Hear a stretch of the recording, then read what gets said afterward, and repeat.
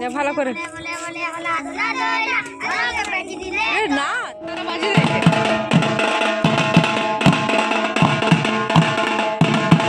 ডিমটাকে অন্যরকম ভাবে রান্না করবো। না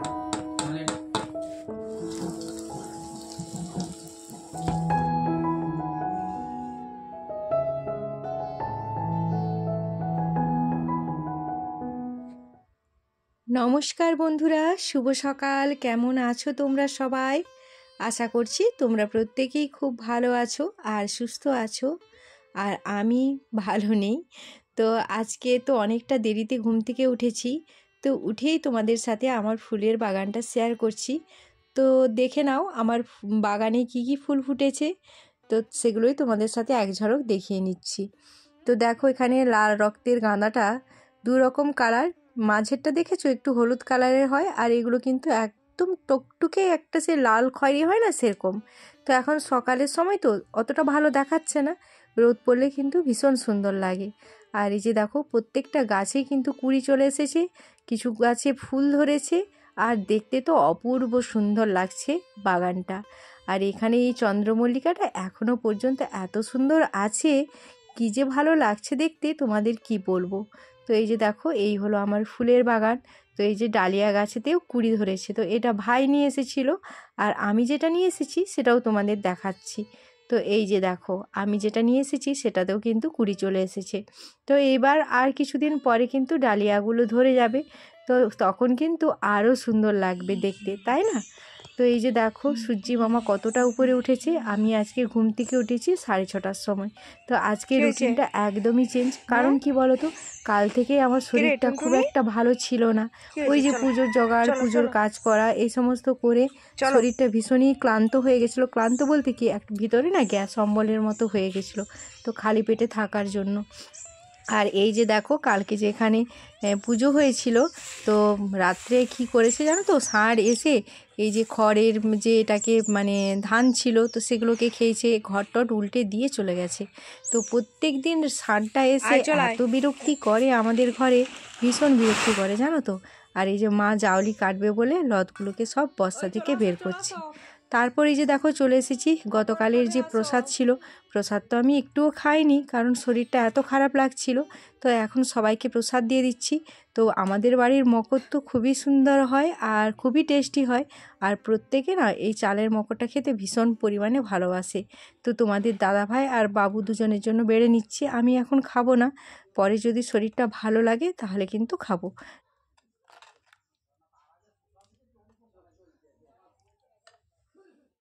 তো এখন দেখো মুড়ি খাওয়ার জন্য একটু ফুলকপি আর পেঁয়াজ দিয়ে পকোড়ি করছি। তো এইভাবে কিন্তু ফুলকপি পেঁয়াজ দিয়ে পকোড়ি করলেও কিন্তু বেশ ভালো লাগে। তো এর সাথে একটু ধনেপাতা দিলে ভালো লাগতো, তোমাদের দাদাভাই বলছিল, কিন্তু কি বলো তো, ওটা আমি ভুলেই গেছি, একটু ধনেপাতা দিলে কিন্তু ভালো হতো। আর এই দিকে দেখো আমাদের সব ছোট ছোট বাচ্চারা চলে এসেছে, ওটাকে বলা হয় বাঁদরি নাচানো।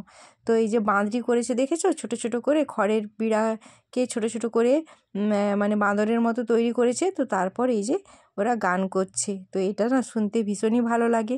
তো এই যে আসা শুরু হয়েছে, তো সকাল থেকে সন্ধে পর্যন্ত এদের মোটামুটি দল দল আসতেই থাকবে, আর যত চাল মুড়ি পয়সা ওদেরকে দিতে হয়। তো প্রতি বছরে বাচ্চারা এটা আনন্দ করে আসে। আর কি বলো তো, এই পৌষ সংক্রান্তির যে উৎসবটা, এটা শুধু আমাদের বাঙালিদের নয়, ওদেরও কিন্তু। আর আমাদের যে গ্রাম, আমাদের গ্রামের কিন্তু কিছুটা অংশ ওরা বসবাস করে, মানে আদিবাসী জাতি বসবাস করে। তো ওরা কিন্তু এই পৌষ সংক্রান্তির সময় ভীষণ পরিমাণে আনন্দ উৎসব করে। আর এই নতুন জামা কাপড় কেনা, তারপর ওই যে টুসু গান, আগে আগে তো এখানে মেলা হতো, তো এখন আর মেলাটা হচ্ছে না, বন্ধ হয়ে গেছে, নাহলে কিন্তু মেলা হতো। আর এই সময়টা কিন্তু ওরা ভীষণ পরিমাণে আনন্দ করে।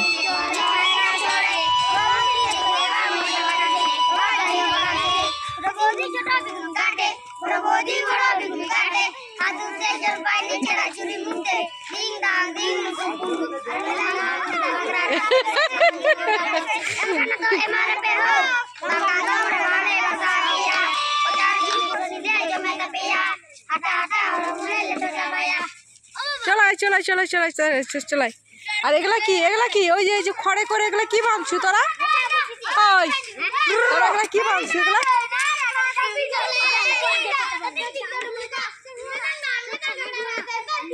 এদেরকে দিয়েছু, এদেরকে দিয়েছু, চাল চাল মুড়ি করে দে। এটা তোর বান্ধরি, ওই এটা তোর বান্ধরি। তোরা কোন কোন ই থেকে আসছো, কোন পাড়া থেকে তোরা? তুই থিপর বেটা না? তুই থিপর বেটা না? তাহলে কার থিপর বেটা ওটা? আর তুই তুই কার বেটা? বাড়িয়ার বেটা না? তোমাদেরকে একটু গানটা শোনালাম, তো তোমাদের কেমন লাগলো অবশ্যই কমেন্ট করে জানিও। আর যারা আমার ভিডিওটা দেখছো তোমাদের ওইদিকে এমন আছে কিনা তোমরা একটু অবশ্যই কমেন্ট করে জানিও। তো তোমরা কমেন্ট করে জানালে কিন্তু আমার ভীষণ ভালো লাগবে। তো তারপর আবার দেখো একদল এসেছে, মানে এরকম করে সারা দিনটাই চলতে থাকে।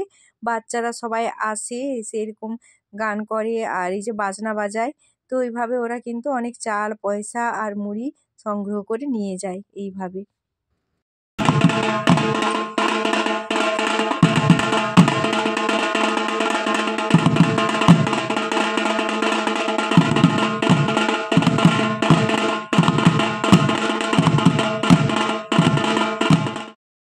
তো এদিকে দেখো এখন চলে এসেছি রান্না বান্না নিয়ে।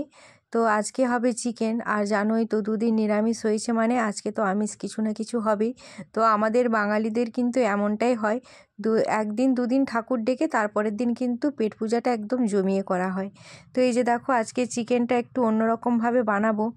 তো একটু এই যে ম্যারিনেট করে রেখেছিলাম প্রথমে একটু লবণ আর হলুদ আর তেল দিয়ে। তো তারপর এই যে দেখো আদা বাটা, জিরে বাটা আর পেঁয়াজ বাটা আর রসুন বাটা, কাঁচা লঙ্কা বাটা সমস্তটা বেটে আবার মিক্স করে নিচ্ছি মাংসটার সাথে ভালোভাবে। তো তারপর দেব একটু কর্নফ্লাওয়ার থাকলে ভালো হতো, কিন্তু কর্নফ্লাওয়ার তো নেই, তার জন্য 2 চামচ মতো ময়দা দিয়ে দিলাম। তো ময়দা দিয়ে এখন ভালো করে মাখিয়ে নেব। আর তোমাদের দাদাভাই মানে কি বলো তো, একটানা একই রকম রান্না পছন্দ করে না। তো বলতে পারো ওকে খুশি করার জন্যই কিন্তু আজকে আমি এইভাবে রান্নাটা করছি। আর মাঝে মাঝে কিন্তু এটা করতে হয়, বরের মন পেতে গেলে বরকে এটা বলতে পারো যে স্বামীর প্রতি ভালোবাসা। তো ও যেমনটা পছন্দ করে তেমনটা করেই আজকে রান্নাটা করছি। তো একঘেয়েমি একরকম রান্না তো আমাদের কারোরই খেতে ভালো লাগে না। তো যাই হোক সেই জন্য আজকে একটু অন্যরকম পদ্ধতিতে রান্নাটা করছি। তো তারপর দেখো একটা ডিম মানে ফেটে দিলাম। তো ডিমটাকেও ভালোভাবে মাখিয়ে নেব। তো মাখিয়ে নিয়ে কিছুক্ষণ রেখে তারপরে মাংসটা রান্না করব। আর তোমরা দেখতে থাকো আজকের মাংস রান্নাটা। আজকে কি বলো তো, বাড়ির তো কোনোরকম কোনো কাজ শেয়ার করতে আমি তোমাদের সাথে পারিনি, তার কারণ সত্যি আমার শরীরটা একদমই ভালো নেই। যতটুকু না করলে নয় ততটুকুই করছি, সেইভাবে কোনো কাজ আমি আজকে গুছিয়ে করিনি। তো যাই হোক তোমরা ব্লগটা দেখতে থাকো, আশা করছি তোমাদের ভালো লাগবে আর রান্নাটা তোমাদের খুব ভালো লাগবে। তো এইদিকে দেখো একটু শাক পোস্ত বসিয়েছি। তো শাকগুলো তো রবিবার নিয়ে এসেছিলো তোমাদের দাদাভাই, তো আজকে না রান্না করলে আর খাওয়া যাবে না, সেই জন্য রান্না করে নিলাম। তো তারপরে এই যে দেখো মাংসগুলোকে এখন ভেজে নিচ্ছি কড়াইতে।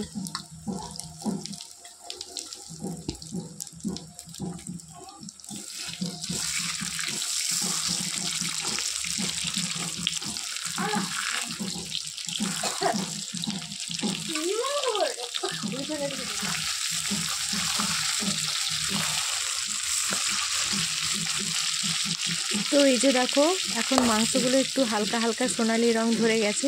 তো এইগুলোকে আস্তে আস্তে করে আমি তুলে নেব। তো এরকমভাবে পুরো মাংসটাকেই ভেজে নেব, ভেজে নিয়ে তারপর রান্নাটা করব। বুঝতে পারবি। তো আমার গতকাল নয় গত পরশুর ভিডিওতে সঞ্চিতা মনু কমেন্ট করেছো, দিদিভাই তুমি এত কাজ করো তারপরে তুমি ব্লগ দাও তবু তোমার ব্লগে ভিউজ হয় না, সত্যি খুব খারাপ লাগে। আসলে কি বলো তো, খারাপ আমারও লাগে, কিন্তু আমি একটা জিনিস বিশ্বাস করি যে আমি যদি কোনো কাজ ভালোবেসে করি, সেটাকে যদি যত্ন করি, অবশ্যই সেটা থেকে একদিন না একদিন ফল পাবই। এখন হয়তো আমার ভিউজ হচ্ছে না ঠিকই কথা, কিন্তু আমার মনের বিশ্বাস যে আমি একদিন ঠিক আমার ভিডিওতেও অনেক ভিউজ হবে আর আমি কিন্তু একটা সফলতার চূড়ায় পৌঁছাতে পারবো। তো এই বিশ্বাস নিয়ে, এই ভরসা নিয়ে এগিয়ে যাচ্ছি।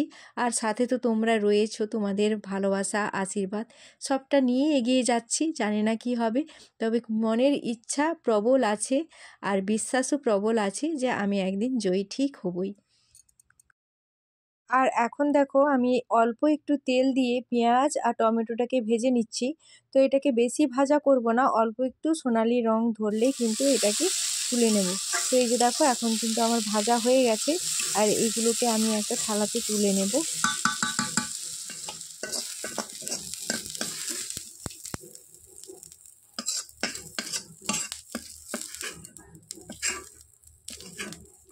তারপর এই যে দেখো মাংস যে ভেজে রেখেছিলাম, তো ওই তেলটাই দিয়ে দিলাম। তো ওই তেলটাতে একটু গোটা গরম মশলা ফোড়ন দিলাম। ফোড়ন দেওয়ার পর তারপর একটা একটা করে মশলা দিয়ে দেবো। তো এই যে দেখো পেঁয়াজ বাটা আর কাঁচা লঙ্কা বাটাটা প্রথমে দিয়ে দিলাম। তো মশলা কিন্তু একদমই অল্প, খুব একটা বেশি পরিমাণে মশলা এটাতে লাগে না। তো তারপর এই যে দেখো আদা বাটাটা দিলাম। তো আদা বাটা, তারপর রসুন বাটা, প্রত্যেকটা মশলা দিয়ে ভালো করে কষিয়ে নেব এখন।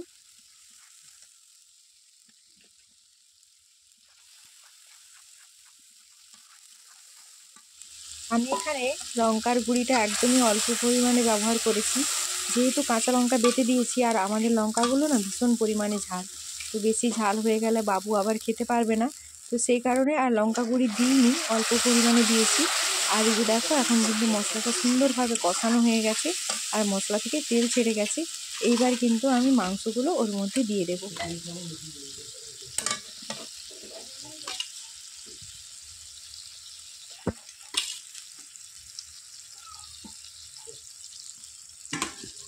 এইভাবে যদি তোমরা মাংস রান্না না করে খাও, তাহলে সবাইকেই বলছি যে প্লিজ একবার অন্তত বাড়িতে করে খেয়ে দেখো। এত সুন্দর টেস্ট হয়, সত্যি ভীষণই সুন্দর হয়েছিল। তবে এতে না আরও একটা জিনিস থাকলে আরও ভালো হতো। তো এটা ক্যাপসিকাম থাকলে তো সেই চিলি চিকেনের মতো হয়ে যেত, কিন্তু ক্যাপসিকামটা তো আমার বাড়িতে ছিল না। তো ওটা দিলে কিন্তু একদম চিলি চিকেনের মতো লাগতো।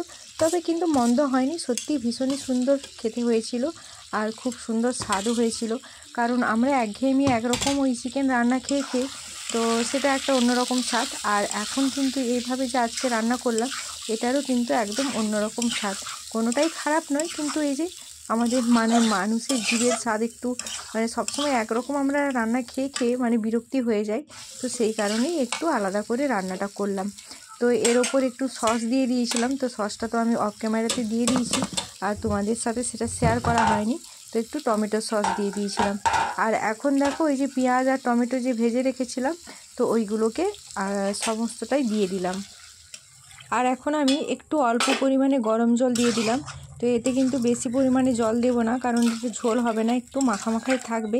আর এটা কিন্তু মাখামাখা খেতেই বেশ ভালো লাগে। আর এটা ভাত আর রুটি দুটোতেই কিন্তু দারুণ খেতে লাগে।